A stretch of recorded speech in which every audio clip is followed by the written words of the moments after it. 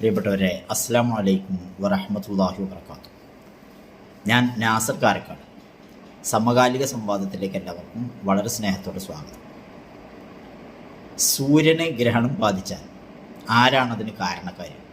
ജമാഅത്തെ ഇസ്ലാമി. ചന്ദ്രഗ്രഹണം ബാധിച്ചാലോ? അതിനും കാരണം ജമാഅത്തെ ഇസ്ലാമി.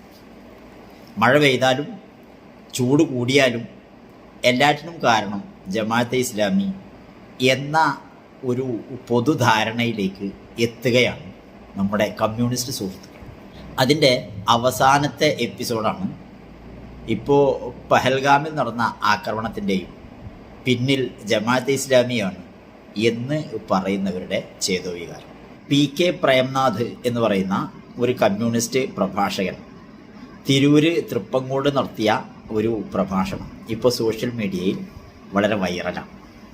ഒരുപാട് അബദ്ധങ്ങളും അസത്യങ്ങളും വിദ്വേഷവും വിവരക്കേടും വിളിച്ചു പറയുന്ന ആ പ്രസംഗത്തെ ഒന്ന് വിശകലനം ചെയ്യാനാണ് ഇന്ന് ഞാൻ ആഗ്രഹിക്കുന്നത്.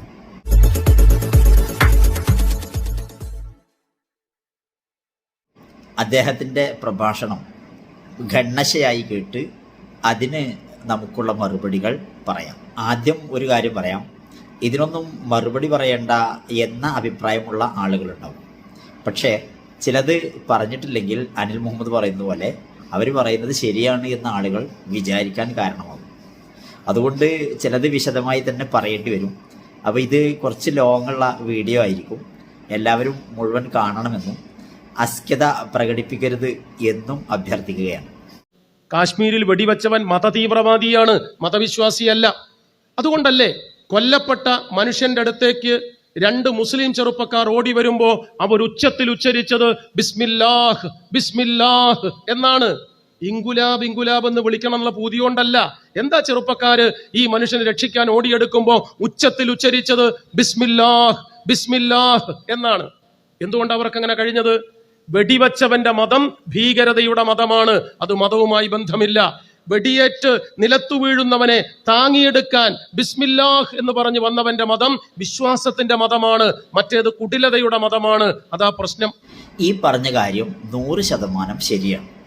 ഇതാണ് എല്ലാവരും അംഗീകരിക്കുന്നത്. അത് ജമാഅത്തെ ഇസ്ലാമി എന്നും അല്ലാത്ത സംഘടനകളെന്നും കമ്മ്യൂണിസ്റ്റുകാരെന്നും വ്യത്യാസമില്ലാതെ എല്ലാവരും അംഗീകരിക്കുന്ന കോമൺ സെൻസ് ഉള്ള എല്ലാവർക്കും ബോധ്യമുള്ള യാഥാർത്ഥ്യമാണ് ഇപ്പോൾ അദ്ദേഹം പറഞ്ഞിട്ടുള്ളത്. പക്ഷേ ഇത് കഴിഞ്ഞ് ഇനി അദ്ദേഹം പറയുന്ന വിദ്വേഷ വർത്തമാനങ്ങളും വിവരക്കേടുകളും എന്തൊക്കെയാണ് എന്നാണ് നമ്മൾ നോക്കാൻ പോകുന്നത്. ഇന്ത്യ രാജ്യത്തെ ഏറ്റവും വലിയ റെയിൽവേ സ്റ്റേഷനുകളൊന്നാണ് CST, ഛത്രപതി ശിവജി ടെർമിനൽ. കുറച്ചു കൊല്ലം മുമ്പ് നല്ല തിരക്കുള്ള സമയത്ത് പ്ലാറ്റ്ഫോമിലേക്ക് ചീറ്റപ്പുലിയെപ്പോലെ ചാടിയിറങ്ങി കയ്യിൽ കരുതിയ AK-47 എന്ന ആധുനിക തോക്കിന്റെ കാഞ്ചിയിൽ കാരുണ്യലവലേശമന്യെ വിരൽ കൊണ്ട് വലിച്ച് പ്ലാറ്റ്ഫോമിലൂടെ നടന്നു നീങ്ങുകയായിരുന്ന പാവം യാത്രികരുടെ അട്ടിവയറും നെഞ്ചകവും നോക്കി നിർത്താതെ നിറയൊഴിച്ച മുഹമ്മദ് അജ്മൽ കസബ് എന്ന് പറയുന്ന തെമ്മാടിയെ കുറിച്ച് നിങ്ങൾ കേട്ടിട്ടില്ലേ? പട്ടാളക്കാർ അയാളെ കീഴ്പ്പെടുത്തി കയ്യിൽ കാരിരുമ്പു ചങ്ങലകളാൽ ബന്ധിച്ച് കോടതിയിലേക്ക് കൊണ്ടുപോയി. അങ്ങനെ കൊണ്ടുപോകുമ്പം അജ്മൽ കസബിനോട് പത്രക്കാർ ചോദിച്ചു, മിസ്റ്റർ കസബ്, നിങ്ങൾക്ക് എന്തെങ്കിലും പറയാനുണ്ടോ? അക്ഷോഭ്യനായി ഒരു കൂസലുമില്ലാതെ ആ തെമ്മാടി മതഭീകരവാദി പറഞ്ഞു, ഉണ്ട്, മുത്തഖീനും മുജാഹിദുമായ മുസൽമാനാണ് ഞാൻ, എനിക്കൊന്നിനെയും ഭയമില്ല. എന്താ മുത്തഖീൻ? സത്യവിശ്വാസി. എന്താ മുജാഹിദ്? പടച്ച തമ്പുരാന്റെ മുന്നിലല്ലാതെ തലകുനിക്കാൻ സന്നദ്ധനല്ലാത്ത സുധീരനായ ഇസ്ലാമിക പോരാളി. അതാണ് മുജാഹിദ്. സത്യസന്ധനും വിശ്വാസിയുമായ സുധീരനായ മുസൽമാനാണ് ഞാൻ എന്നാണ് അജ്മൽ കസബ് പറഞ്ഞത്. നല്ല ഭാഷാ പ്രയോഗങ്ങൾ, നല്ല കാവ്യാത്മകമായി കേൾവിക്കാരെ ഇരുത്തി കേൾപ്പിക്കുന്ന തരത്തിലുള്ള പ്രഭാഷണ ശൈലി, അത് വളരെ ഗംഭീരമാണ്. പക്ഷെ അതിലൂടെ പറയുന്നത് അബദ്ധങ്ങളാണെങ്കിലും മുത്തഖീനും മുജാഹിദും എന്നതിന് അദ്ദേഹം അർത്ഥം പറഞ്ഞത് തെറ്റാണ്. അത് ഞാൻ ഇപ്പോൾ വിശദീകരിക്കുന്നില്ല, കാരണം അദ്ദേഹം അതങ്ങനെ പഠിച്ച ആളല്ല. പക്ഷെ ഇതൊക്കെ ആധികാരികമായ സ്വഭാവത്തിൽ പറയാതിരിക്കാൻ ശ്രദ്ധിക്കുന്നത് നന്നായിരിക്കും എന്ന് അദ്ദേഹത്തെ ഓർമ്മിപ്പിക്കുകയാണ്. ഇനി നമുക്ക് പറയാനുള്ളത് അജ്മൽ കസബിനെ കുറിച്ചാണ്. അജ്മൽ കസബിൻ്റെ സംഭവം ഒരു പക്ഷേ കേരളത്തിൽ എല്ലാവർക്കും അറിയാമായിരിക്കും എന്നാണ് ഞാൻ വിചാരിക്കുന്നത്. അജ്മൽ കസബ് ഏതെങ്കിലും മതാത്മകമായ പ്രചോദനത്താൽ ചെയ്ത സംഭവമല്ല അത്. അജ്മൽ കസബ് ഈ സംഭവം നടത്തുന്ന CSTയിൽ ഈ നിറയൊഴിക്കുന്ന സംഭവം നടക്കുന്ന ഒരു പശ്ചാത്തലം നമ്മൾ മനസ്സിലാക്കണം. മാലേഗാവ് സ്ഫോടനത്തിൻ്റെ അന്വേഷണം നടക്കുകയും ഹേമന്ത് കർക്കറെ എന്ന ITS ഉദ്യോഗസ്ഥൻ സംഘപരിവാറിൻ്റെ ഭീകരരായ അസിമാനന്ദ, പ്രജ്ഞാ സിംഗ് ഠാക്കൂർ തുടങ്ങിയ ഒരുപാട് ആളുകളെ കുറ്റവാളികളാക്കി ജയിലിലാക്കിയ സന്ദർഭത്തിൽ ഹേമന്ത് കർക്കറയെ കൈകാര്യം ചെയ്യേണ്ട ആവശ്യമുണ്ട് സംഘപരിവാർ. അതിന് ബോംബെയിൽ കലുഷമായ ഒരു സാഹചര്യം ഉണ്ടാക്കേണ്ടതുണ്ട്. അത് ഉണ്ടാക്കുന്നതോടൊപ്പം അതിൻ്റെ പഴി ഇസ്ലാമിൻ്റെ പേരിൽ കെട്ടിവെക്കുകയും ചെയ്യാം. അതിനുവേണ്ടി അവർ സൃഷ്ടിച്ചെടുത്ത ഒരു ടൂൾ മാത്രമാണ് അജ്മൽ കസബ് എന്ന് പറയുന്നത്. അതായത് അദ്ദേഹത്തിന് മതമറിയില്ല, അദ്ദേഹം മുത്തഖിയല്ല, അദ്ദേഹം മുജാഹിദല്ല, അദ്ദേഹത്തെ സംഘപരിവാർ അവരുടെ ആവശ്യങ്ങൾക്ക് ഉപയോഗിക്കുന്ന ഇങ്ങനെ എത്രയോ ആളുകളെ, ഒരറിവുമില്ലാത്ത ഒരന്തവുമില്ലാത്ത കേവലം വൈകാരികവും സാമ്പത്തികവുമായ ആവശ്യങ്ങൾ മാത്രമല്ലാതെ മറ്റൊന്നുമില്ലാത്ത കുറേ ആളുകളെ ഇവർക്ക് ലഭ്യമാകുന്നു എന്നത് അവരുടെ വിജയമാണ്. അങ്ങനെ ഹേമന്ത് കർക്കറയെ കൊന്നതോടുകൂടി ആ സംഭവം ബോംബെ വെച്ച് ആ പ്രശ്നമൊക്കെ അവസാനിക്കുന്നതിൻ്റെ ആ വലിയ സംഭവം ആ കാലത്ത് വലിയ ചർച്ചയായിരുന്നു. അതുകൊണ്ട് കമ്മ്യൂണിസ്റ്റുകാരനായ പ്രേംനാഥിനെ പോലെയുള്ള ആളുകളെങ്കിലും മനസ്സിലാക്കേണ്ടിയിരുന്നത് അജ്മൽ കസബ് അഫ്സൽ ഗുരുവിനെ എന്താ ചെയ്തത് അതൊക്കെ അറിയാലോ. അത് ഇപ്പം ഞാൻ അതിലേക്ക് പോകുന്നില്ല. അജ്മൽ കസബ് എന്ന് പറയുന്നത് സംഘപരിവാർ ഉപയോഗിച്ച ഒരു വ്യക്തി, അവനെ കൊണ്ട് പറയിപ്പിക്കുകയാണ്. അല്ലാതെ അവന് മതമറിയില്ല, അവനൊരു മതപ്രചോദിതനുമല്ല, അവൻ അതിൻ്റെ ഒരാളുമല്ല. അതുകൊണ്ട് അത് ആ രീതിയിൽ മനസ്സിലാക്കേണ്ട പ്രേംനാഥ് ഇസ്ലാമിക വിദ്വേഷവും വിരോധവും മാത്രം ഉള്ളിലുള്ളത് കൊണ്ട് ഇതിനെയെല്ലാം ഇസ്ലാം ഭീകരതയുടെ അടയാളമായി ചിത്രീകരിക്കുകയാണ് ചെയ്യുന്നത്. അതിൻ്റെ ഇരട്ടത്താപ്പ് തിരിച്ചറിയാൻ ആളുകൾക്ക് സാധ്യമാകണമെന്നാണ് ആ വിഷയവുമായി പറയാനുള്ളത്. ഈ തിരൂരിലെ തൃപ്പങ്ങോട്ടെ ഈ കുരിക്കൽപ്പടിയിലെ സാധാരണ മനുഷ്യരെ, എല്ലാ പാർട്ടിയിലും പെട്ട മനുഷ്യരെ സാക്ഷി നിർത്തി സഖാവ് കുട്ടേട്ടന്റെ പാർട്ടിക്ക് വേണ്ടി ഞങ്ങൾ അഭിമാനത്തോടെ പറയുന്നു, മുഹമ്മദ് അജ്മൽ കസബ് മുസൽമാനാണെങ്കിൽ ഈ ചെങ്കൊടി പാർട്ടി പറയുന്നു ഞങ്ങൾ ഇസ്ലാമിനെതിരാണ്, കസബിന്റെ ഇസ്ലാം ഞങ്ങൾക്ക് വേണ്ട. ഇതാ ഞങ്ങളുടെ നിലപാട്. ആ പറഞ്ഞത് പൂർണ്ണമായും സത്യസന്ധമാണോ സഖാവേ? അങ്ങനെ ഒരു അജ്മൽ കസബിന്റെ ഇസ്ലാമിനോട് മാത്രമാണോ താങ്കൾക്കും താങ്കളുടെ ചെങ്കൊടി പാർട്ടിക്കും എതിർപ്പുള്ളത്? അല്ല എന്നതാണ് വാസ്തവം. എല്ലാ തരം മതാത്മകമായ ചിന്തകളോടും എല്ലാ തരം ഇസ്ലാമിനോടും താങ്കളുടെ പ്രസ്ഥാനത്തിനും താങ്കളുടെ തരത്തിലുള്ള മാനസികാവസ്ഥ പേറുന്ന ആളുകൾക്കും അടങ്ങാത്ത അമർഷവും വിദ്വേഷവുമാണ് എന്നത് മറച്ചു വെച്ചുകൊണ്ട് എന്തിനാണ് ജനങ്ങളെ ഇങ്ങനെ വിഡ്ഢികളാക്കുന്നത്? അതുകൊണ്ട് ഈ നിങ്ങളുടെ മുൻപിലിരിക്കുന്ന ആളുകളുണ്ടല്ലോ, അവരൊരു പക്ഷെ അത് വിശ്വസിക്കുമായിരിക്കും. പക്ഷെ കേരളത്തിൽ ഇത് കേൾക്കുന്ന ധാരാളം ആളുകൾ താങ്കൾ പറയുന്നത് ശുദ്ധ കളവാണ് എന്ന് തിരിച്ചറിയാതിരിക്കുകയില്ല എന്ന് മനസ്സിലാക്കാനുള്ളൊരു വിവേകമെങ്കിലും താങ്കൾക്ക് ഉണ്ടായിരുന്നെങ്കിൽ എന്ന് ആശിച്ചു പോവുകയാണ്. ഇസ്ലാമിക തീവ്രവാദം ഇസ്ലാമുമായി ബന്ധമുള്ളതല്ല. ഓക്കെ, അത് ശരി. ആ പറയുന്നത് താങ്കൾ ആത്മാർത്ഥമായിട്ടാണെങ്കിൽ അതിനെ അംഗീകരിക്കുന്നു. എന്നിട്ട് ജമാഅത്തെ ഇസ്ലാമി എന്ന് പറയുന്ന ലോക തീവ്രവാദ പ്രസ്ഥാനങ്ങൾക്ക് പ്രചോദനം നൽകുന്ന സംഘടനയാണ് ഇവരുടെ ഏറ്റവും പ്രധാനപ്പെട്ട അടിസ്ഥാന ഘടകം. ഈ ലോക തീവ്രവാദ പ്രസ്ഥാനങ്ങൾക്ക് പ്രചോദനമാകുന്ന ജമാഅത്തെ ഇസ്ലാമി അവർ സ്വയം തീവ്രവാദികളോ ഭീകരവാദികളോ അല്ല എന്ന് താങ്കൾക്ക് അഭിപ്രായമാണ്. ലോക തീവ്രവാദ പ്രസ്ഥാനങ്ങൾക്ക് പ്രചോദനമാകാൻ മാത്രമേ ജമാഅത്തെ ഇസ്ലാമിക്ക് സാധ്യമാകൂ. അങ്ങനെ പറയുന്നത് യാഥാർത്ഥ്യമാണെങ്കിൽ അതിനേക്കാൾ വലിയ തീവ്രവാദികളായി മാറേണ്ടിയിരുന്നത് ജമാഅത്തെ ഇസ്ലാമിക്കാരായ ആളുകളല്ലേ? കേരളത്തിൽ താങ്കൾക്ക് എത്ര ജമാഅത്തെ ഇസ്ലാമിക്കാരെ അറിയാം? അതിൽ എത്ര പേർ തീവ്രവാദികളുണ്ട്? കേരളത്തിൽ ജമാഅത്തെ ഇസ്ലാമിയുടെ പ്രവർത്തനങ്ങൾ ഇതപര്യന്തം വീക്ഷിച്ചിട്ടുള്ള ആളായിരിക്കുമല്ലോ താങ്കൾ. ജമാഅത്തെ ഇസ്ലാമി ഇന്നേ വരെ നടത്തിയ ഏതെങ്കിലും ഒരു തീവ്രവാദ പ്രവർത്തനത്തെക്കുറിച്ച് താങ്കൾക്കോ കേരളത്തിൽ ആർക്കെങ്കിലുമോ പറയാനുണ്ടോ? ജമാഅത്തെ ഇസ്ലാമി ലോക തീവ്രവാദ പ്രസ്ഥാനങ്ങൾക്ക് പ്രചോദനമാകുന്ന പ്രസ്ഥാനമാണെങ്കിൽ ആ ജമാഅത്തെ ഇസ്ലാമിയാണ് അതിനേക്കാൾ വലിയ തീവ്രവാദികളായി മാറേണ്ടിയിരുന്നത്. എന്നാൽ ജമാഅത്തെ ഇസ്ലാമിയെ സംബന്ധിച്ച് ഇന്ത്യൻ ജമാഅത്തെ ഇസ്ലാമിയിലെ ഒരു പ്രവർത്തകനെ പോലും അവരെന്തെങ്കിലും ഭീകരവാദ തീവ്രവാദ പ്രവർത്തനങ്ങൾ നടത്തിയതായി, ആരെയെങ്കിലും 51 വെട്ടുവെട്ടിയതായി, ആരെയെങ്കിലും തങ്ങൾക്ക് ഇഷ്ടമില്ലാത്തത് പറഞ്ഞതിന് അവരെ യമപുരിക്ക് അയച്ചതായി, ആരെയെങ്കിലും പബ്ലിക്കായി പൊതുവിചാരണ നടത്തി ഇഞ്ചിഞ്ചായി വെട്ടിക്കൊന്നതിൻ്റെ ഒരടയാളം പോലും ഒരു കഥ പോലും എടുത്തു കാണിക്കാൻ കഴിയില്ല. എന്നിട്ട് ഇത് നിരന്തരമായി വർഷങ്ങളായി പറഞ്ഞുകൊണ്ടിരിക്കുമ്പോഴും അതിനൊരു മറുപടി പോലും പറയാൻ കഴിയാതെ ഇതാ ജമാഅത്തെ ഇസ്ലാമി ഇന്ന തീവ്രവാദം കേരളത്തിൽ നടത്തിയിരിക്കുന്നു അല്ലെങ്കിൽ ഇന്ത്യയിൽ നടത്തിയിരിക്കുന്നു എന്ന് പറയാൻ കഴിയാതെ വീണ്ടും വീണ്ടും ആവർത്തിച്ച് ഈ ശുദ്ധ കള്ളം പറഞ്ഞുകൊണ്ടിരിക്കുന്നത് നിർത്താനായില്ലേ ഹേ എന്ന് മാത്രമേ ഈ സന്ദർഭത്തിൽ ചോദിക്കാനുള്ളൂ. വാളുകൊണ്ടാണ്, വാക്കുകൊണ്ടല്ല ഇസ്ലാം പ്രചോദിപ്പിക്കപ്പെടേണ്ടത്, പ്രചരിപ്പിക്കപ്പെടേണ്ടത് എന്നെഴുതിയ മനുഷ്യനാണ് അബുൽ ഔല മൗദൂദി. ആര്? നേരെ കേട്ടില്ല. അബുൽ ഔല മൗദൂദി. ഒരാളുടെ പേര് പറയുമ്പോൾ ആ പേരൊന്ന് കൃത്യമായി ഉച്ചരിക്കാനെങ്കിലുമുള്ള മാന്യത അത് ഒരു കമ്മ്യൂണിസ്റ്റുകാരന് പലപ്പോഴും ഉണ്ടാകുന്നില്ല എന്നത് വല്ലാത്തൊരു ദുര്യോഗമാണ്. ഇപ്പം ഈ പ്രേംനാഥിന് പരമാനന്ദൻ എന്നാണ് ഞാൻ പറയുന്നതെങ്കിലും അദ്ദേഹത്തിന് ഇഷ്ടപ്പെടുന്നു. അതുകൊണ്ട് അബുൽ ഔല മൗദൂദി അല്ല, അബുൽ അല മൗദൂദി എന്ന് പറഞ്ഞ് പഠിക്കൂ. ഇനി ഇസ്ലാം വാക്ക് കൊണ്ടല്ല വാള് കൊണ്ടാണ് പ്രചരിപ്പിക്കേണ്ടത് എന്ന് പറഞ്ഞ ആളാണ് മൗദൂദി, അബുൽ ഔല മൗദൂദി എന്നാണ് പറയുന്നത്. ഈ പുസ്തകം കണ്ടോ, ഇസ്ലാം വാളിൻ്റെ തണലിലോ, ഇത് എഴുതിയതാരാ നോക്കൂ, അദ്ദേഹം ഈ പറഞ്ഞ അബുൽ ഔല മൗദൂദിയാണ്. അബുൽ അല മൗദൂദി എഴുതിയ പുസ്തകമാണ്. ഈ പുസ്തകത്തിൻ്റെ അവതാരികയിൽ പ്രസാധക കുറിപ്പിൽ നമുക്കിങ്ങനെ വായിക്കാം: ഇസ്ലാമിൻ്റെ വ്യാപനം വാളിൻ്റെ തണലിലാണെന്ന് ഓറിയൻ്റലിസ്റ്റ് കുബുദ്ധിയുടെ നിർമ്മിതിയാണ്. ഇസ്ലാമോഫോബിയയുടെ പുതിയ കാലത്തും ഈ വ്യാജ നിർമ്മിതിയുടെ വിപണനം സജീവമായി നടന്നു വരുന്നുണ്ട്.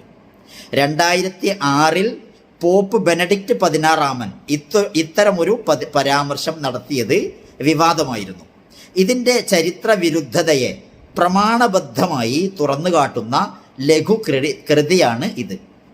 ആദർശ വിശ്വാസങ്ങളുടെ യുക്തിഭദ്രതയും സമത്വ ദർശനവുമാണ് എക്കാലത്തും ഇസ്ലാമിന് ലോക സ്വീകാര്യത നേടിക്കൊടുത്തിട്ടുള്ളത് എന്ന് ചരിത്ര വസ്തുതകളുടെ വെളിച്ചത്തിൽ ഗ്രന്ഥകാരൻ സമർത്ഥിക്കുന്നു. ഇനി ഇതിൻ്റെ ഹെഡിങ്ങുകളൊക്കെ നമുക്കൊന്ന് നോക്കാം. മുഴുവൻ വായിക്കാൻ സമയം ഉണ്ടാവില്ലല്ലോ. ഒന്നാമത്തെ അധ്യായം അതാണ്, ഇസ്ലാം വാളിൻ്റെ തണലിലോ. ഇസ്ലാം പ്രചരിച്ചത് എങ്ങനെ? സൂഫി പ്രബോധകരുടെ സേവനങ്ങൾ, ഇസ്ലാമിൻ്റെ വ്യാപനം, ചില നിർദ്ദേശങ്ങൾ, അടിസ്ഥാന ദൗർബല്യങ്ങൾ, സമുദായത്തിൻ്റെ ബാധ്യത. ഇത്രയും അധ്യായങ്ങളിലാണ് ഈ പുസ്തകം പ്രസിദ്ധീകരിച്ചിട്ടുള്ളത്. ഇതിൽ അദ്ദേഹം കൃത്യമായി പറയുന്നത് ഇദ്ദേഹത്തെ പോലെയുള്ള ആളുകൾ, ഓറിയൻ്റലിസ്റ്റുകളെ ഇദ്ദേഹത്തിന് അറിയുമോ ഇല്ലേ എന്നെനിക്കറിയില്ല, പക്ഷേ ഓറിയൻ്റലിസ്റ്റുകളുടെ മെഗാഫോണായി അദ്ദേഹം മാറുകയാണ്. അങ്ങനെ ആകാതിരിക്കാനാണ് അദ്ദേഹം ശ്രദ്ധിക്കേണ്ടത്. അങ്ങനെയുള്ള ഓറിയൻ്റലിസ്റ്റുകൾ ഇസ്ലാം വാളിൻ്റെ തണലിലാണ് പ്രചരിച്ചത് എന്ന വ്യാജ പ്രചാരണം നടത്തിക്കൊണ്ടിരിക്കുമ്പോൾ അതിന് മറുപടി അങ്ങനെയല്ല, ഇസ്ലാമിക പ്രബോധനം നടത്തിയത് സൂഫി പ്രബോധകരുടെ സൗമ്യമായ ഇടപെടലുകളിലൂടെയാണ് എന്ന് പറഞ്ഞുകൊണ്ട് പുസ്തകം എഴുതിയ അബുൽ അല മൗദൂദിയെയാണ് അദ്ദേഹം ഇസ്ലാം വാക്ക് കൊണ്ടല്ല വാള് കൊണ്ടാണ് പ്രചരിച്ചത് എന്ന് അദ്ദേഹം പറഞ്ഞിട്ടുണ്ട് എന്ന വിഖ്യാതമായ കണ്ടുപിടുത്തം നടത്തിയിട്ടുള്ളത്. അദ്ദേഹത്തിന്റെ ധാരാളം പുസ്തകമുണ്ട്. ജിഹാദുൽ ഫിൽ ഇസ്ലാം അദ്ദേഹത്തിന്റെ പ്രസിദ്ധമായ ഒരു പുസ്തകമാണ്. ഇസ്ലാമിൽ ജിഹാദ് അല്ലെങ്കിൽ ജിഹാദ് ഇസ്ലാമിൽ, അതാണ് ആ പുസ്തകത്തിന്റെ മലയാളം. അതിൽ അദ്ദേഹം പറയാണ്, 13 വർഷക്കാലം മുത്തുനബി പ്രബോധനങ്ങളാൽ നാട്ടുകാരെ പ്രചോദിപ്പിക്കാൻ നോക്കി, ഒരു ഗുണവും ഉണ്ടായില്ല. അവസാനം അദ്ദേഹം ഗഡ്ഗം എന്ന് പറഞ്ഞ വാള് കയ്യിലെടുത്തു. അതാ അത്ഭുതത്തിന്റെ വേഗതയിൽ ലോകം ഇസ്ലാമിലേക്ക് ഒഴുകിയെത്തി. വാക്കുകൊണ്ടല്ല വാളുകൊണ്ടാണ് ഇസ്ലാമിനെ വളർത്തേണ്ടത് എന്ന് ജിഹാദുൽ ഫിൽ ഇസ്ലാം എന്ന പുസ്തകത്തിൽ ഇപ്പറഞ്ഞ ചങ്ങാതി പറയാണ് അബുൽ ഔല മൗദൂദി. വീണ്ടും അബുൽ ഔല. ഇനി അദ്ദേഹം പറഞ്ഞ അൽ ജിഹാദ് ഫിൽ ഇസ്ലാം, ഇസ്ലാമിലെ ജിഹാദ് എന്ന പുസ്തകമാണ് ഇത്. അത്യാവശ്യം കട്ടിയും കനമുള്ള പുസ്തകമാണ്. ഏറെ തെറ്റിദ്ധരിക്കപ്പെട്ട ഇസ്ലാമിലെ ജിഹാദിനെ സാധാരണക്കാർക്കടക്കം കൃത്യമായി മനസ്സിലാകുന്ന, ഇസ്ലാമിൻ്റെ പ്രമാണങ്ങളിൽ നിന്നും കൃത്യമായി ഉദ്ധരിച്ചുകൊണ്ട് എഴുതിയ പുസ്തകമാണ് ഈ അൽ ജിഹാദ് ഫിൽ ഇസ്ലാം, അല്ലെങ്കിൽ ജിഹാദ് എന്ന് പറയുന്ന പുസ്തകം. ഇതും എഴുതിയത് അബുളൗല മൗദൂദി തന്നെയാണ്. ആ പുസ്തകമാണ് ഇത്. ഇതിൽ മഷിയിട്ട് നോക്കിയാൽ ഇദ്ദേഹം പറഞ്ഞതുപോലെ ഒരു പരാമർശം കാണാൻ കഴിയില്ല. എന്നാൽ അബുലഅല മൗദൂദിയുടെ വളരെ വിഖ്യാതമായ ഖുർആൻ പരിഭാഷാ ഗ്രന്ഥമാണ് തഫ്ഹീമുൽ ഖുർആൻ. ഖുർആനുമായി ബന്ധപ്പെട്ട കഴിഞ്ഞാൽ പറഞ്ഞവർക്ക് നമ്മൾ മറുപടി പറയാതിരിക്കണമല്ലോ. തഫ്ഹീമുൽ ഖുർആനിൽ സൂറത്തുൽ ഫത്ഹിന്റെ വിശദീകരണത്തിൽ, അതിൻ്റെ ആമുഖത്തിൽ അദ്ദേഹം പറയുന്നുണ്ട്, നബി സല്ലല്ലാഹു അലൈഹി വസല്ലമ 13 വർഷം മക്കയിൽ ഇസ്ലാമിക പ്രബോധനം നടത്തിയ സംഘർഷഭരിതമായ, അത് ഏകപക്ഷീയമായ സംഘർഷമാണ്, ഇങ്ങോട്ടുള്ള അക്രമങ്ങൾ മാത്രമാണ്, സംഘർഷഭരിതമായ ആ കാലഘട്ടത്തിലും അതിനുശേഷം മദീനയിലെത്തി ഇസ്ലാം ഒരു അധികാര രൂപമായി. പിന്നീട് ബദർ ഉഹദ് പോലെയുള്ള പോരാട്ടങ്ങൾ നടന്ന, അപ്പോഴും സംഘർഷഭരിതമായ അങ്ങനെയുള്ള ഒരു 6 വർഷവും, അങ്ങനെ 13 മാറും 19 വർഷം കൊണ്ട് ഇസ്ലാമിന് കിട്ടിയ നേട്ടത്തെക്കാൾ, ഇസ്ലാമിലേക്ക് ആളുകൾ കടന്നു വന്നതിനേക്കാൾ ഹുദൈബിയ സന്ധി എന്ന് പറയുന്ന ആ ഒരു സംഭവം ഉണ്ടായി. അതായത് യുദ്ധമില്ലാത്ത സമാധാന കരാർ ഉണ്ടാക്കുകയായിരുന്നു ഹുദൈബിയ സന്ധി. ഈ ഹുദൈബിയ സന്ധിക്ക് ശേഷമുള്ള 2 വർഷം, ഈ 19 വർഷം ഇസ്ലാമിന് കിട്ടിയ നേട്ടത്തിന്റെ ഇരട്ടിയിലധികം ആളുകൾ ഇസ്ലാമിലേക്ക് കടന്നു വന്നത് സമാധാനത്തിന്റെ അന്തരീക്ഷത്തിലാണ്. ഇസ്ലാം എന്ന പദത്തിന്റെ തന്നെ അർത്ഥം സമാധാനം എന്നാണ് എന്ന് അദ്ദേഹം തഫ്ഹീമുൽ ഖുർആനിൽ എഴുതി വച്ചിരിക്കെ, ഈ പുസ്തകത്തിൽ അദ്ദേഹം പറഞ്ഞതുപോലെയുള്ള, ഈ പ്രേംനാഥ് പറഞ്ഞതുപോലെയുള്ള യാതൊരു പരാമർശവും ഇല്ല എന്നിരിക്കെ എന്തിനാണ് അദ്ദേഹം അബുലഅല മൗദൂദിയുടെ പേരിൽ ഇത്ര വലിയ കള്ളം പടച്ചുവിടുന്നത്? അതുകൊണ്ട് അവർക്ക് എന്ത് രാഷ്ട്രീയമായ നേട്ടമുണ്ടാകുമെന്നാണ് അവർ ആഗ്രഹിക്കുന്നത്? അവർക്ക് രാഷ്ട്രീയമായ നേട്ടം ഉണ്ടാകലല്ല അതുകൊണ്ട് ലക്ഷ്യം. ലോകത്ത് ഇസ്ലാമിനെ ആളുകൾ ഭീകരതയുടെ മതമായി കണക്കാക്കണം, ഇസ്ലാമിനോട് ആളുകൾക്ക് വെറുപ്പുണ്ടാകണം, വിദ്വേഷമുണ്ടാകണം എന്ന ഒരു മോട്ടീവല്ലാത്ത മറ്റൊരു കാരണവും ഇത്തരം ശുദ്ധമായ അബദ്ധങ്ങൾ പറയുന്നതിൽ ഇല്ല എന്ന് തിരിച്ചറിയാൻ നമുക്ക് കഴിയേണ്ടതുണ്ട്. അതുകൊണ്ട് മിസ്റ്റർ പ്രേംനാഥിനെ പോലെയുള്ള ഇത്തരത്തിൽ അബദ്ധങ്ങളും വിഡ്ഢിത്തങ്ങളും പറഞ്ഞുകൊണ്ടിരിക്കുന്ന ആളുകൾ അവരുടെ വിഡ്ഢിത്തങ്ങൾ പറയുന്നത് നിർത്താൻ സമയമായിരിക്കുന്നു. ആളുകൾ ഇത് വായിക്കുകയും കാര്യങ്ങൾ തിരിച്ചറിയുകയും ചെയ്തുകൊണ്ടിരിക്കുന്നു എന്ന് നിങ്ങൾ മനസ്സിലാക്കുന്നത് നല്ലതായിരിക്കും. നിങ്ങൾ കണ്ണടച്ചാൽ നിങ്ങൾക്ക് മാത്രമേ ഇരുട്ടാകൂ, ലോകത്താകമാനം പ്രകാശം പരന്നുകൊണ്ടിരിക്കുന്നുണ്ട് എന്ന യാഥാർത്ഥ്യം നിങ്ങൾക്കും ബോധ്യമാകട്ടെ. അദ്ദേഹത്തിന്റെ പ്രസിദ്ധമായ മറ്റൊരു പുസ്തകമാണ് മുർത്തദ് കി ശസാ ഇസ്ലാമി ഖാനൂൻ മേം. ഉറുദുവിൽ നിന്ന് മലയാളത്തിലാക്കിയാൽ മുർത്തദാക്കപ്പെട്ട മനുഷ്യന് ഇസ്ലാം നൽകുന്ന ശിക്ഷാവിധി എന്നാണ് മലയാളം. മുർത്തദ് എന്ന് പറഞ്ഞാൽ മതത്തിൽ നിന്നും പുറത്താക്കപ്പെട്ടവൻ എന്നർത്ഥം. മതം ഉപേക്ഷിച്ചവന് ഇസ്ലാം എന്തു നൽകണം ശിക്ഷയായി എന്ന് വിശദീകരിക്കുന്നിടത്ത് മുർത്തദ് കി ശസാ ഇസ്ലാമി ഖാനൂൻ മേം എന്ന പുസ്തകത്തിൽ അദ്ദേഹം പറയുകയാണ്, 4 ആളു കാണുകെ മതമുപേക്ഷിച്ചവനെ നാൽക്കവലയിൽ നിർത്തി തല കല്ലെറിഞ്ഞു ഛേദിക്കലാണ് അള്ളാഹുവിങ്കൽ അഭികാമ്യമാക്കപ്പെട്ട ശിക്ഷാവിധി.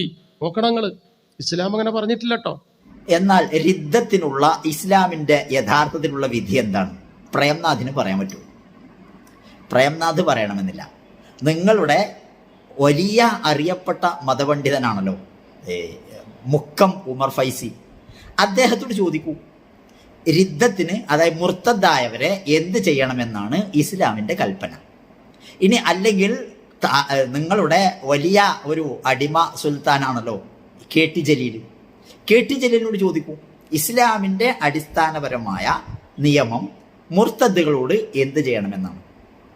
ഇവിടെ മുർത്തദ്ദിനെ നിർവചനം കൊടുത്തതിലാണ് യഥാർത്ഥത്തിൽ തെറ്റായിട്ടുള്ളത്. മുർത്തദ് എന്ന് പറഞ്ഞാൽ ഒരു മതം ഉപേക്ഷിച്ചവൻ എന്നല്ല അതിനർത്ഥം. അതിന് രാഷ്ട്രീയപരമായ ഒരുപാട് തലങ്ങളുണ്ട്. നിങ്ങളുടെ അഭിപ്രായത്തിൽ ഇസ്ലാമിന് രാഷ്ട്രീയമേ പാടില്ല എന്നതാണല്ലോ. എന്നാൽ ഇസ്ലാം മുച്ചൂടും രാഷ്ട്രീയമാണ് മനുഷ്യരെ. ഇസ്ലാം എന്ന് പറയുന്നത് തന്നെ രാഷ്ട്രീയ അധികാരത്തിൻ്റെ തണലിൽ നിലനിൽക്കുന്ന ഒരു സംവിധാനമാണ്. അതുകൊണ്ട് തന്നെ രിദ്ദത്ത് എന്ന് പറയുന്നത്, ഒരാൾ മതം ഉപേക്ഷിക്കുക എന്നത് കേവലം ഒരഭിപ്രായം മാറുക എന്നതല്ല, അല്ലെങ്കിൽ അതുവരെ വിളിച്ചിരുന്ന ദൈവത്തെ മാറ്റി ദൈവത്തിൻ്റെ പേര് മാറ്റി വിളിക്കുക എന്നതല്ല, മറിച്ച് ഒരു രാഷ്ട്രത്തിൽ ജീവിക്കുന്ന വ്യക്തി ആ രാഷ്ട്രത്തിൻ്റെ എതിരാളിയായി മാറുക, ചാരനായി മാറുക എന്നതാണ് അതുകൊണ്ട് ഉദ്ദേശം. അത്തരം ചാരന്മാരെ, രാഷ്ട്രവിരുദ്ധ പ്രവർത്തകരെ എന്ത് കൈകാര്യം ചെയ്യണമെന്നതാണ് ഇസ്ലാം അല്ലാത്ത ഇന്ന് നിലവിലുള്ള ഏത് നിയമവ്യവസ്ഥയും പറയുന്നത്. ഇന്ത്യയിൽ നമുക്ക് നമ്പിനാരായണനെ അറിയാമല്ലോ, അത് ശരിയായിരുന്നോ ഇല്ലെന്നതൊക്കെ വേറെ. ഏതൊരു രാജ്യത്തും, എത്ര വലിയ ജനാധിപത്യ രാജ്യമാകട്ടെ, എത്ര വലിയ ആധുനികതയുടെ വക്താക്കളായി ചമയുന്ന ആളുകളാവട്ടെ, എല്ലാവരും അവരവരുടെ രാജ്യത്തിൻ്റെ എതിരാളികളായ രാജ്യവിരുദ്ധ പ്രവർത്തനം നടത്തുന്നവരെ എങ്ങനെ കൈകാര്യം ചെയ്യണമെന്ന് പറയുന്നു, അങ്ങനെ കൈകാര്യം ചെയ്യണമെന്ന് മാത്രമേ രിദ്ദത്തിനുള്ള ശിക്ഷാവിധിയിൽ ഇസ്ലാം പറയുന്നുള്ളൂ.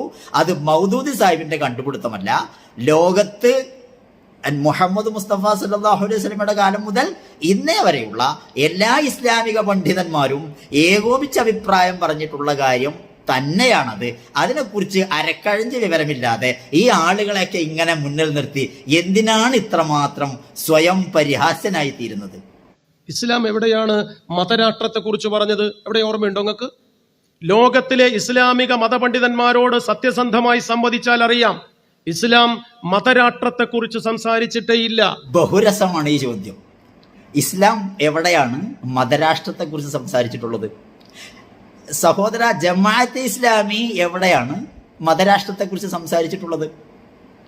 ഈ പ്രേംനാഥിന് തന്നെ മുൻപ് ഞാൻ മറുപടി പറഞ്ഞ ഒരു വീഡിയോയിൽ വളരെ വിശദമായി ചോദ്യം ചോദിച്ചിട്ടുണ്ട്. ജമാഅത്തെ ഇസ്ലാമി രൂപീകരിക്കപ്പെട്ട അന്ന് മുതൽ ഇന്ന് വരെയുള്ള പ്രഭാഷണങ്ങളിലോ ലേഖനങ്ങളിലോ സംസാരങ്ങളിലോ എവിടെയെങ്കിലും ജമാഅത്തെ ഇസ്ലാമിക്കാർ ഞങ്ങൾ മതരാഷ്ട്രം ഉണ്ടാക്കാനാണ് ആഗ്രഹിക്കുന്നത് എന്ന് പറഞ്ഞിട്ടുണ്ടോ? ഇസ്ലാമും പറഞ്ഞിട്ടില്ല, ജമാഅത്തെ ഇസ്ലാമിയും പറഞ്ഞിട്ടില്ല.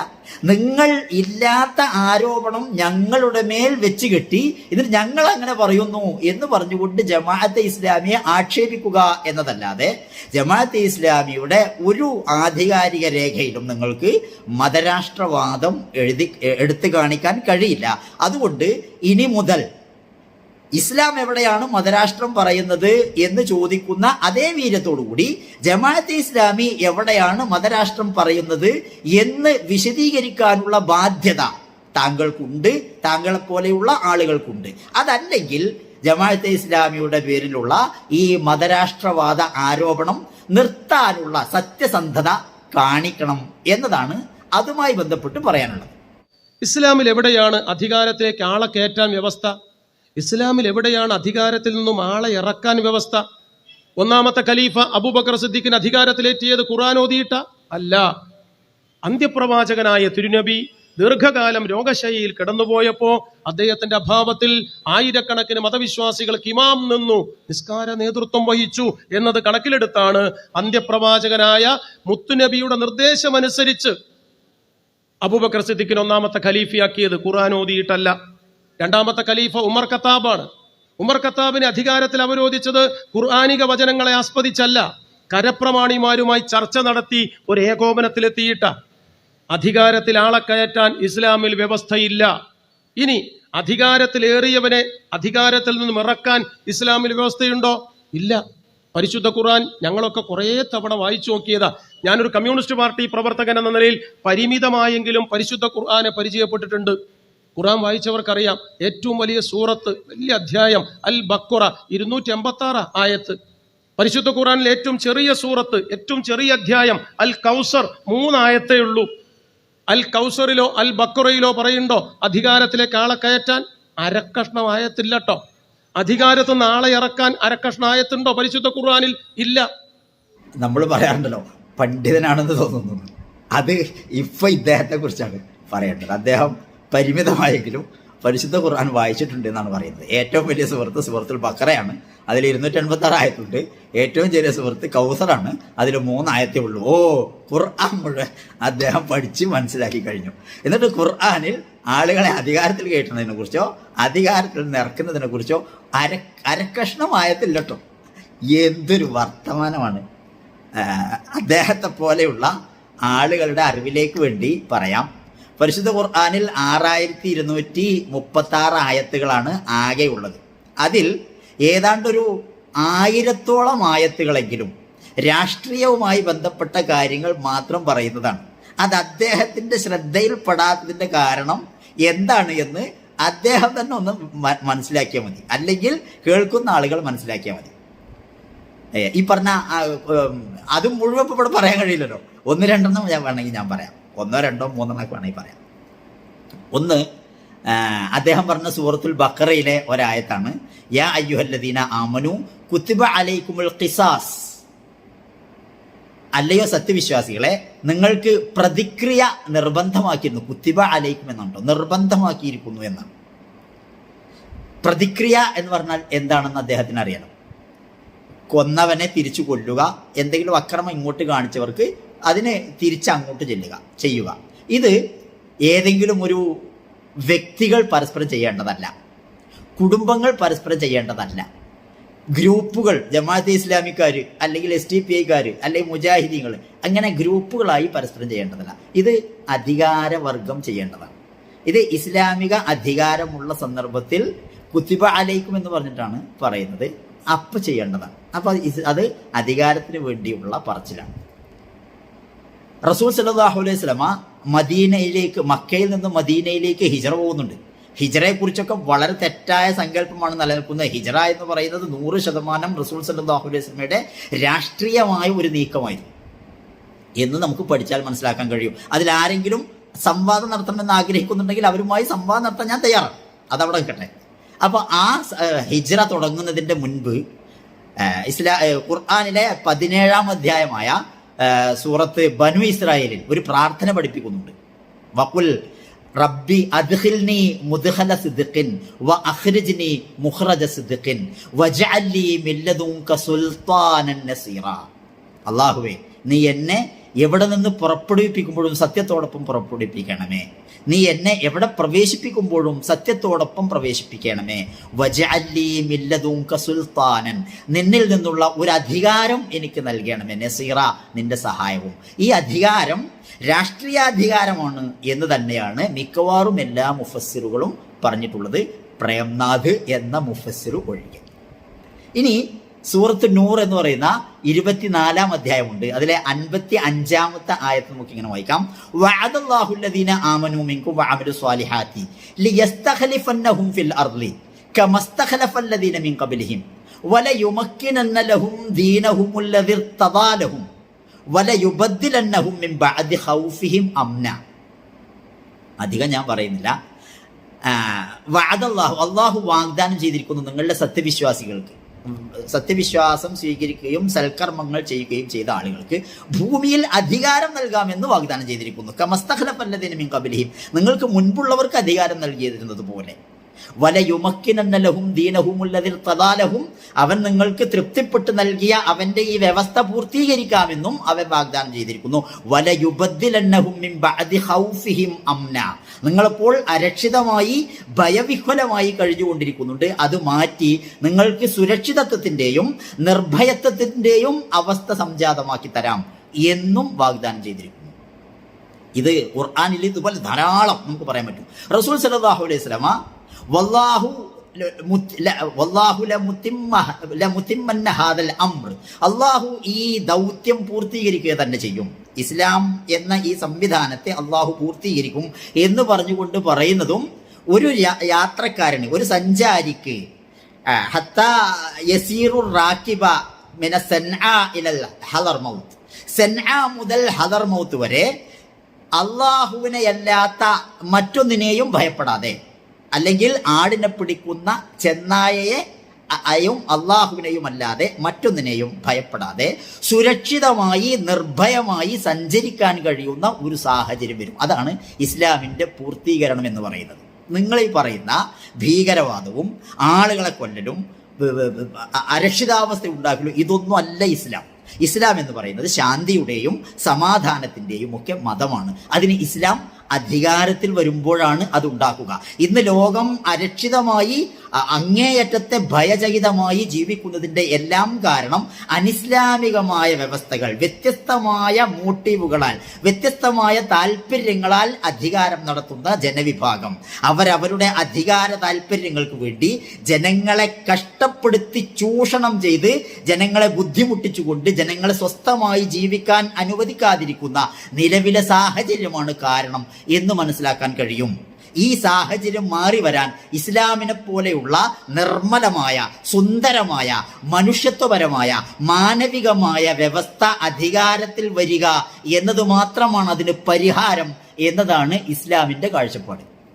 അദ്ദേഹം അബൂബക്കർ സിദ്ദീഖ് റളിയല്ലാഹു അൻഹു അധികാരത്തിൽ വന്നതിനെയും ഉമർ ഖത്താബ് അധികാരത്തിൽ വന്നതിനെ കുറിച്ചൊക്കെ പറയുന്നുണ്ട്. വല്ലാത്ത ദയനീയമായ അവസ്ഥ എന്ന് മാത്രമേ അതിനെക്കുറിച്ച് പറയാറുള്ളൂ. അദ്ദേഹം ചരിത്രമൊക്കെ ഒന്ന് പഠിക്കാൻ തയ്യാറാകുന്നത് നന്നായിരിക്കും എന്ന് മാത്രം പറഞ്ഞുകൊണ്ട് ആ വിഷയം ഞാനിവിടെ അവസാനിപ്പിക്കുകയാണ്.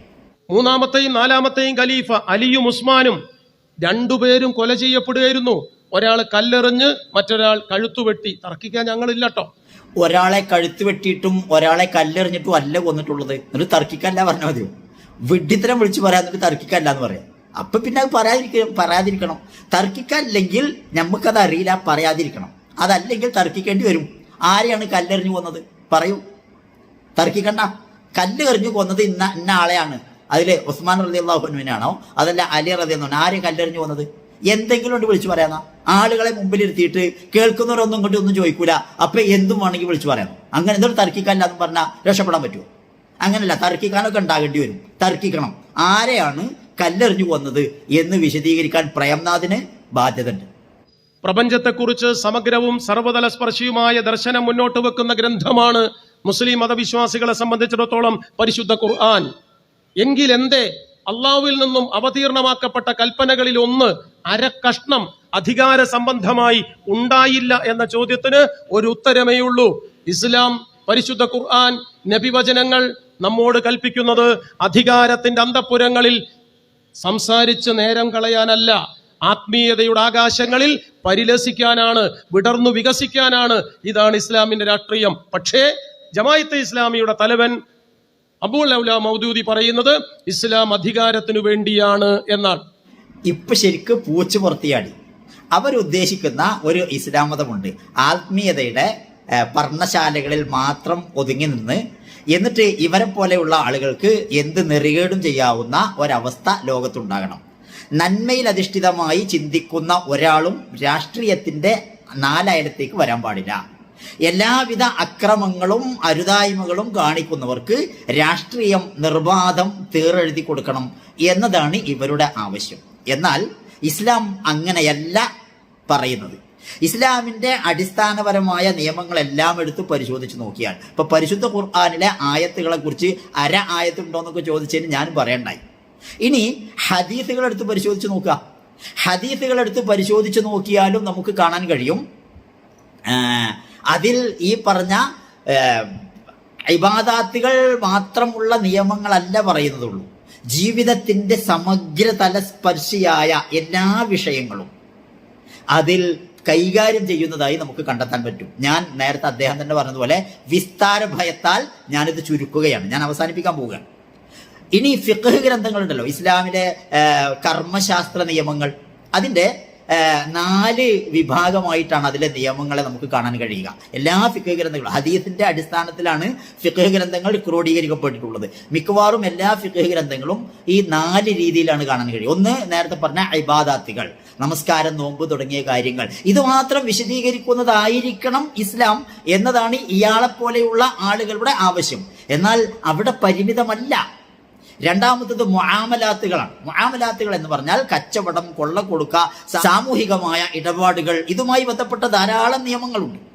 മൂന്നാമത്തത് മുനാക്കിഹാത്ത് എന്ന് പറയും, വിവാഹം, വിവാഹമോചനം, കുടുംബവുമായി ബന്ധപ്പെട്ട സ്വത്ത് തർക്കം, മറ്റു കാര്യങ്ങളൊക്കെ, മറ്റേ മുലകുടി ബന്ധം, അതേപോലെ അനന്തരാവകാശം തുടങ്ങി അങ്ങനെ കുറേ നിയമങ്ങളുണ്ട്. അതാണ് മുനാക്കിഹാത്ത് എന്ന് അറിയപ്പെടുന്നത്. പിന്നീടുള്ളത് മുനാജിയാത്ത് എന്ന് പറയുന്ന അധികാരവും നിയമങ്ങളും കുറ്റങ്ങളും സിവിൽ ക്രിമിനൽ നിയമങ്ങൾ, കുറ്റവും ശിക്ഷയും, രാഷ്ട്രാന്തരീയ ബന്ധങ്ങൾ, രാഷ്ട്രബന്ധങ്ങൾ, നയതന്ത്ര ബന്ധങ്ങൾ തുടങ്ങിയുള്ള കാര്യങ്ങളൊക്കെ വിശദീകരിക്കുന്ന അങ്ങനെ വിഭാഗം.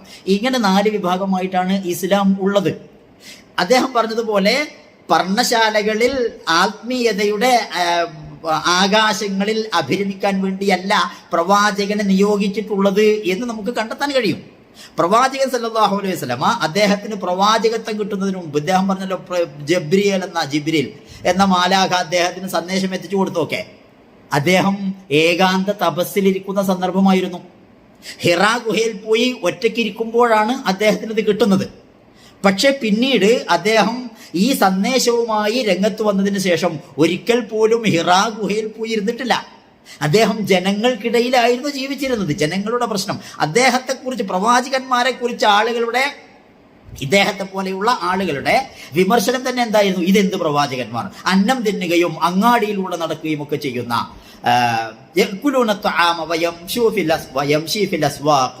അന്നം തിന്നുകയും അങ്ങാടിയിലൂടെ നടക്കുകയും ഒക്കെ ചെയ്യുന്ന പ്രവാചകന്മാരാണെങ്കിൽ അവരിങ്ങനെ ആത്മീയതയുടെ ഒരു രംഗത്ത് അഭിരമിച്ചിരിക്കുകയല്ല വേണ്ടത്. അങ്ങനെയല്ല.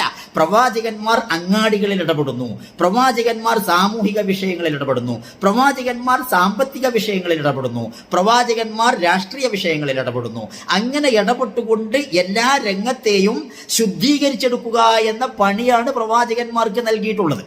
ഇസ്ലാം എന്ന് പറയുന്നത് ഒരു കേവല ആത്മീയതയുടെ മതമല്ല, അതൊരു വിമോചന വിപ്ലവ പ്രസ്ഥാനമാണ്.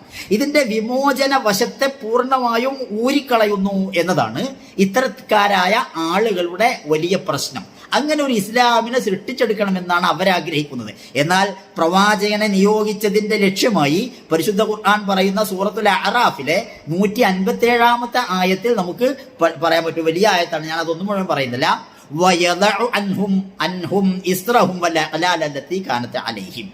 അവരെ വരിഞ്ഞു മുറുക്കിയിരുന്ന ചങ്ങലക്കെട്ടുകളിൽ നിന്നും അവരെ വിമോചിപ്പിക്കുക, അവരുടെ ഭാരം ഇറക്കി വെക്കുക. ഇതാണ് പ്രവാചകന്മാരുടെ ദൗത്യം.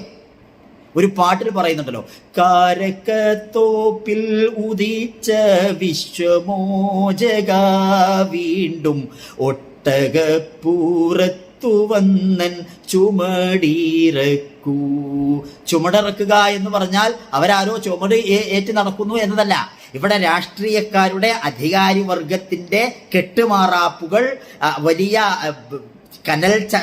കനത്ത ചങ്ങലകളായി അവരെ വരിഞ്ഞു മുറുക്കിയിരിക്കുമ്പോൾ അതിൽ നിന്നും അവരെ വിമോചിപ്പിക്കുക എന്ന ഉത്കൃഷ്ടമായ ഉത്തരവാദിത്വമാണ് പ്രവാചകന്മാർക്കുണ്ടായിരുന്നത്. അതിനുവേണ്ടിയാണ് മുഹമ്മദ് നബി നിയോഗിതമായിട്ടുള്ളത്. അതിനുവേണ്ടിയാണ് അതിനു മുൻപുള്ള പ്രവാചകന്മാരെല്ലാം നിയോഗിതരായിട്ടുള്ളത്. ചില ആളുകൾക്ക് അത് പൂർത്തീകരിക്കാൻ സാധ്യമായിട്ടുണ്ട്, ചിലർക്കത് പൂർത്തീകരിക്കാൻ സാധ്യമായിട്ടില്ല. മൂസാ നബി അലൈഹിസ്സലാമയുടെ കഥയൊന്ന് പഠിക്കാൻ ഞാൻ പ്രേംനാഥിനെ ഉപദേശിക്കുകയാണ്. അദ്ദേഹം സമൂഹത്തെ സംസ്കരിക്കുന്നതിന് മുൻപായി ഫറവോന്റെ പിടുത്തത്തിൽ നിന്നും ആ ജനതയെ വിമോചിപ്പിച്ച് രക്ഷപ്പെടുത്തി വാഗ്ദത്ത ഭൂമിയിലേക്ക് കൊണ്ടുപോകുന്ന കഥ നമുക്ക് ഖുർആനിൽ നിന്നും വായിച്ചെടുക്കാൻ കഴിയും, ബൈബിളിലും അത് കണ്ടെത്താൻ കഴിയും. ഇതൊക്കെ യാഥാർത്ഥ്യമാണെന്നിരിക്കെ ഇസ്ലാമിന്റെ അതിന്റെ മൊബൈൽ ഫോണിന്റെ സിമ്മൂരിയാൽ എന്തായിരിക്കും അവസ്ഥ? അതിൽ ഗെയിമുകളൊക്കെ ഇങ്ങനെ കളിക്കാനൊക്കെ പറ്റും ആളുകൾക്ക്. അതേപോലെ ഇസ്ലാമിന്റെ സിമ്മൂരുക എന്നതാണ് അതിന്റെ വിമോചന വിപ്ലവ വശത്തെ നിർവീര്യമാക്കുക എന്നതുകൊണ്ട് ഉദ്ദേശിക്കുന്നത്. അങ്ങനെ ഒരു ചത്ത മതത്തെയാണ് നിങ്ങൾ ലോകത്തിന്റെ മുൻപിൽ പരിചയപ്പെടുത്തുന്നതെങ്കിൽ അബുൽ അലാ മൗദൂദി ജീവനുള്ള ജനങ്ങളുടെ ജീവൽ പ്രശ്നങ്ങളിൽ ഇടപെട്ടുകൊണ്ട് അവർക്ക് ആശ്വാസം നൽകുന്ന ഒരു ഇസ്ലാമിനെയാണ് പരിചയപ്പെടുത്തിയിട്ടുള്ളത്. ലോകത്തിന് യഥാർത്ഥത്തിൽ ഇന്ന് ആ വ്യവസ്ഥയാണ് ആവശ്യം. ആ വ്യവസ്ഥയിലൂടെയാണ് ലോകം സമാധാനം പ്രാപിക്കുകയുള്ളൂ എന്ന് തിരിച്ചറിയാൻ സാധ്യമാവുകയാണ് വേണ്ടത്. ഇത്തരക്കാരായ ആളുകളുടെ ഇത്തരം വിദണ്ഡവാദങ്ങളെയും ഇത്തരം അർത്ഥമില്ലാത്ത വർത്തമാനങ്ങളെയും അർഹിക്കുന്ന അവഗണനയോടുകൂടി തള്ളിക്കളയാൻ പൊതുസമൂഹത്തിന് സാധ്യമാകണമെന്ന് ഉപദേശിച്ചുകൊണ്ട് ഒരല്പം നീണ്ടുപോയിട്ടുണ്ട്. എൻ്റെ ഈ എളിയ സംസാരം ഞാനിവിടെ അവസാനിപ്പിക്കുകയാണ്. എന്നെ ശ്രദ്ധിച്ച എല്ലാവർക്കും നന്ദി. അസ്സലാമു അലൈക്കും വറഹ്മത്തുള്ളാഹി വബറകാതുഹു.